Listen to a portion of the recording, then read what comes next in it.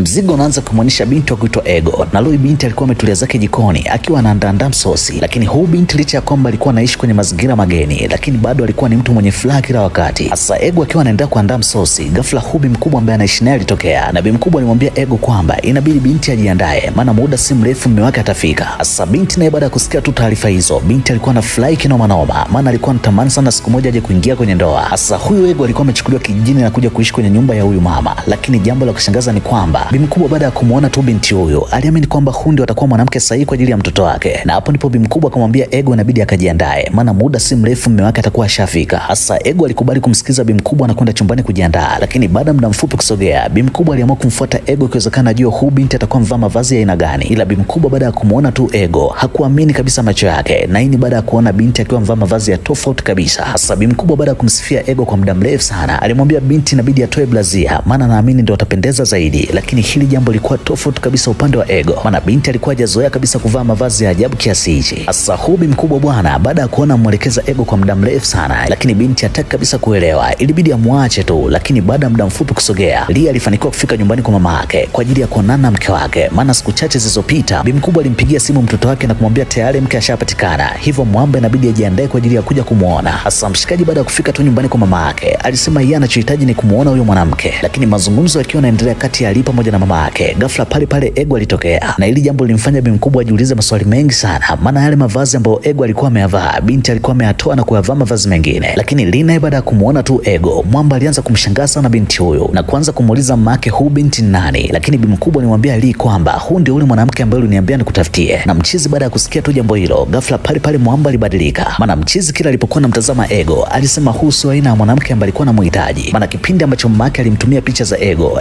alionekana ni mwanamke mrembo sana, na Ali baada ya kuziona tu picha hizo aliamini kwamba huyu ndio atakuwa mwanamke sahihi kwenye maisha yake. Hasa bi mkubwa baada ya kuona kijana wake anazidi kupata hasira, ilibidi aanze kumsifia Ego ikiwezekana Mwamba amkubalie, maana bi mkubwa alimwambia kijana wake kwamba huyu mwanamke ana akili nyingi sana, na hata ukisema uzunguke dunia nzima hauwezi kupata mwanamke mzuri kama huyu. Lakini hilo jambo lilikuwa ni gumu sana upande wa mshikaji, maana Mwamba aliendelea kumkatalia kabisa mama yake na kusema huyu sio aina ya mwanamke ambaye nilikuwa namtaka. Lakini bi mkubwa bado aliendelea kumkazia sana kijana wake na kusema huyu ndio mwanamke sahihi kwenye maisha yako, na naamini endapo kufanikiwa tu kumuoa Ego basi maisha yako yatabadilika. Hasa mchizi baada ya kuona mwelekeza mama yake kwa muda mrefu sana, lakini bi mkubwa hataki kabisa kumuelewa, Mwamba ilibidi avunge tu. Lakini bi mkubwa naye baada ya kuona binti amezungua, ilibidi amfuate na kuanza kumpatia vidonge vyake na kumuuliza nini kilichopelekea mpaka ukabadilisha ile gauni la mara ya kwanza, maana hizo nguo zako ulizovaa mara ya pili ndio zilizopelekea mpaka kijana wangu ashindwe kabisa kukuelewa. Hasa binti ilibidi aanze kujitetea kwa bi mkubwa na kusema yeye alishindwa kuvaa ile gauni la mara ya kwanza kwa sababu ilikuwa linambana sana, na jambo ambalo lilikuwa linamchanganya sana Ego ni pale alipoambiwa na mama yake kwamba inabidi atoe bra, maana hili jambo lilifanya binti aanze kuingiwa na uoga mwingi sana, maana hayo mambo hayajazoea kabisa. Na hapo ndipo Ego akaona ni bora tu abadilishe mavazi mengine. Hasa bi mkubwa akiwa anaendelea kuongea na Ego alishangaa sana baada ya kuona binti akiwa amejipaka makeup usoni, lakini alipomuuliza nini kilichopelekea mpaka ukajipaka makeup nyingi kiasi hicho, binti alisema huu ndio utaratibu wa nyumbani kwao na huwa wanapenda kupaka makeup nyingi kama hivi, maana wanaamini hii ndio makeup inawapendeza zaidi. Hasa Makeli baada ya kusikia tu jambo hilo aliamua kuondoka zake, maana aliamini huenda huu binti akili yake itakuwa ipo sawa. Hasa baada ya muda mfupi kusogea, Ego alifanya kitendo cha ajabu vibaya mno, maana binti baada ya kumaliza tu kupika ugali ghafla alianza kuukanda ugali kama anaandaa maandazi. Lakini Lee baada ya kushuhudia tu jambo hilo ilibidi amuulize binti nini unachofanya. Ego alisema nafanya hivi kwa sababu hii ndio njia nyepesi ya kufanya ugali uwe mlaini. Hasa hili jambo Lee alishindwa kabisa kuvumilia, na laundi Mwamba aliamua kumuita mama yake, ikiwezekana bi mkubwa ashuhudie utundu wa mwanamke aliyemtafutia. Lakini bi mkubwa kwa sababu alikuwa ashamzoea binti huyu, hili jambo likumchanganya hata kidogo. Lakini bi mkubwa alimwambia Ego kwamba inabidi aandae chakula kingine kwa ajili ya kumletea mume wake, na binti naye kwa sababu alikuwa hana namna ilibidi akubali tu jambo hilo. Hasa kama ushasikia nyimbo ya Profesa Jay ambayo inamhusu Zubeda, basi Zubeda mwenyewe ndio huyu, maana huyu binti alikuwa ni mshamba vibaya mno, na tunaweza kusema huyu binti ni mshamba zaidi ya Zubeda. Lakini bi mkubwa kwa sababu alikuwa anamwamini sana binti huyu, aliamini huyu ndio mwanamke sahihi kwa ajili ya kijana wake. Hasa siku zilisonga na maisha yakaendelea kama kawaida, na bi mkubwa akiwa anaongea na Ego alimwambia binti kwamba yeye anaondoka na siku si nyingi atarudi, hivyo binti inabidi awe mwanamke bora kwa mtoto wake. Hasa binti baada ya kusikia jambo hilo kutoka kwa bi mkubwa alimwambia bi mkubwa usijali jambo lolote lile, maana naamini kila kitu kitaenda sawa. Lakini baada ya muda mfupi kusogea, Zubeda aliendelea na ushamba wake kama kawaida, maana binti aliamua kuanika nguo kwenye makochi. Lakini Lee baada ya kushuhudia tu jambo hilo ilibidi amuulize Zubeda nini kinachoendelea, maana mimi nimekuja na mgeni hapa ndani. Lakini jambo la kushangaza ni kwamba binti aliona hili jambo ni la kawaida tu, maana alimwambia mume wake kwamba nimeshindwa sehemu ya kuanika nguo hizi kwa sababu nje kulikuwa kuna mvua. Hasa mshikaji baada ya kusikia tu jambo hilo alishindwa kabisa kumuelewa Zubeda, maana aliona huyu binti amezidi kumtilia aibu. Lakini binti naye baada ya kuona ni kama mshikaji amezidi kupata hasira ilibidi achukue nguo hizo na kuondoka. Hasa hayo yote yakiwa yanaendelea, mshikaji wake Lia alikuwa anashuhudia kila kitu, na mchizi baada ya kumuona tu Zubeda, Mwamba aliamini kweli Profesa Jay hakukosea, maana huyu binti alikuwa ni mshamba vibaya mno. Lakini huku upande wa pili nyumbani kwa Michael ambaye ni rafiki yake Wali, kuna binti mmoja wa kuitwa Joyce alikuja kumtembelea Sandra. Sasa mabinti wakiwa wanaendelea kupiga story, ghafla pale pale Michael alitokea. Lakini Michael baada ya kufika tu nyumbani hapo, Mwamba alistuka sana baada ya kuona mazingira ya sebuleni machafu. Lakini hata alipomuuliza mke wake kwa nini ameamua kukaa kwenye mazingira machafu kiasi hichi, binti alisema yeye hajaona jambo lolote la ajabu. Lakini Mike kwa sababu alikuwa anajua kwamba huyu mke wake ni mbishi sana, Mwamba aliamua kukaa zake kimya na kuondoka. Lakini Joyce naye baada ya kusikia kauli hiyo kutoka kwa Sandra, ilibidi aanze kumshauri rafiki yake na kusema yeye aweza karuhusu mwanaume wake anatoa maneno ya dharau kama haya. Hivyo Sandra hatakiwi kabisa kuwa mzembe, maana yeye ndio anatakiwa na sauti kumzidi mume wake. Sasa binti baada ya kusikiza ushauri kutoka kwa rafiki yake, pale pale aliondoka na kwenda chumbani kuanza kumfokea mume wake na kusema kwa nini umenizalilisha mbele ya rafiki yangu, maana sikutegemea kama ungeongea kauli chafu kiasi hichi. Sasa Michael baada ya kusikia maneno kutoka kwa mke wake, ilibidi amuulize hawa ni marafiki wa aina gani ambao wanashindwa kabisa kukushauri, maana nafika hatua unashindwa kabisa kuniheshimu na unashindwa kujua kwamba mimi ni mume wako. Sasa binti baada ya kusikia maneno kutoka kwa Michael, alisema yeye hawezi kufanya kazi yoyote huko ndani, ila kama mchizi anahitaji kuona kazi kwa zinafanyika, basi inabidi atafute mfanyakazi. Na baada ya kutoa kauli hiyo, pale pale binti aliondoka. Lakini huku upande wa pili wa Zubeda, binti alikuwa anaendelea kuandaa msosi. Sasa huyu binti licha ya kwamba alikuwa ni mshamba sana, lakini alikuwa ni mnyama sana linapokuja swala kutoa madiko, maana leo binti alikuwa anaandaa msosi special kwa ajili ya kumpelekea mume wake. Sasa binti baada ya kumaliza kupika msosi huo, alistuka sana baada ya kuona mume wake amechelewa kurudi nyumbani, na hapo ndipo binti akaamua kuchukua msosi na kumpelekea mume wake kazini. Lakini hili jambo lilikuwa ni gumu sana upande wa mshikaji, maana mshikaji baada ya kumuona tu mke wake, ghafla pale pale Mwamba alianza kumfokea, na hii baada ya kuona mavazi ambayo binti huyo alikuwa ameyavaa. Maana mchizi alisema sikutegemea kama ungevaa mavazi ya ajabu kiasi hichi. Lakini hili jambo lilikuwa tofauti kabisa upande wa Ego, maana binti alisema yeye amvaa mavazi ya kawaida tu na alikuwa amekuja hapa kwa ajili ya kumletea msosi, maana amempikia chakula kizuri vibaya mno. Lakini mchizi baada ya kuona amemwelekeza binti kwa muda mrefu sana, lakini binti hataki kabisa kumuelewa, Mwamba aliamua kumfukuza na kumwambia inabidi uondoke tu na kurudi nyumbani. Na binti naye kwa sababu alikuwa hana namna, ilibidi akubali tu jambo hilo. Lakini baada ya muda mfupi kusogea, Mwamba naye alifanikiwa kurudi nyumbani. Lakini leo Mwamba baada ya kufika tu nyumbani, alikutana na vitu vingi sana vya ajabu. Na hii ni baada ya kumkuta Zubeda akiwa ameandaa kitanda kwa ajili ya mechi. Maana hili jambo mshikaji alikuwa hajalifikiria kabisa. Lakini binti alianza kumfusi mume wake na kusema yeye anachohitaji ni mchezo. Sasa huyu mshikaji kwa sababu alikuwa anajua kwamba mke wake ni mshamba sana, aliamini huenda huyu binti vitu havijui kabisa. Lakini binti aliendelea kumfusi mume wake na kusema yeye anachohitaji ni mchezo. Sasa mchizi naye baada ya kuona binti amemfusi kwa muda mrefu sana, Mwamba ilibidi akubali tu jambo hilo. Lakini kabla mshikaji hajafanya jambo lolote lile, ilibidi aanze kumwelekeza mke wake na kusema hii issue inahitaji maandalizi, maana endapo tukianza mchezo kwa kupalamiana hauwezi ukaenjoy kabisa. Sasa mshikaji baada ya kumwelekeza mke wake kwa muda mrefu sana, aliamini huenda mke wake atakuwa amemuelewa. Lakini jambo la kushangaza ni kwamba Mwamba alipomfuata mke wake kwa ajili ya kuanza maandalizi, kwa bahati mbaya sana Zubeda alimgonga kichwa mume wake. Sasa hili jambo Zubeda aliona ni jambo la kawaida tu, maana binti alikuwa hajui jambo lolote linalohusiana na maandalizi. Lakini baada ya muda mfupi kusogea, binti alimfuata mshikaji na kuanza kumwomba msamaha. Lakini hili jambo kwa sababu lilimpatia hasira nyingi sana